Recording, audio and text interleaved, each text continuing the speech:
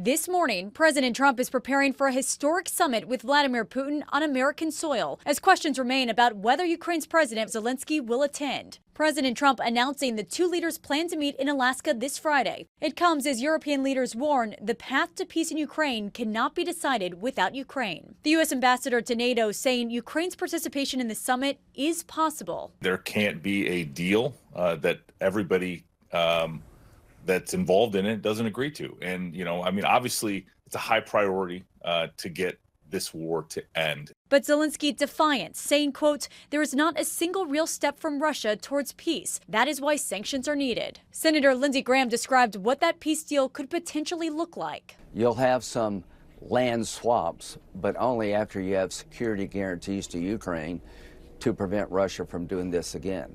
You need to tell Putin what happens if he does it a third time. The timing striking. Trump announced the summit on the deadline day he's set to impose tough new sanctions on Russia if Putin didn't stop the fighting.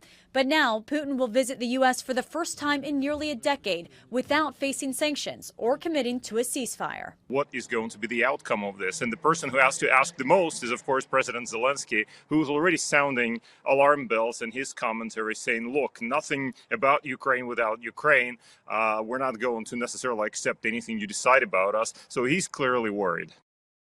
The last time Alaska hosted a high-stakes diplomatic gathering was in March of 2021. That is when senior officials with former President Joe Biden met with top Chinese officials in Anchorage.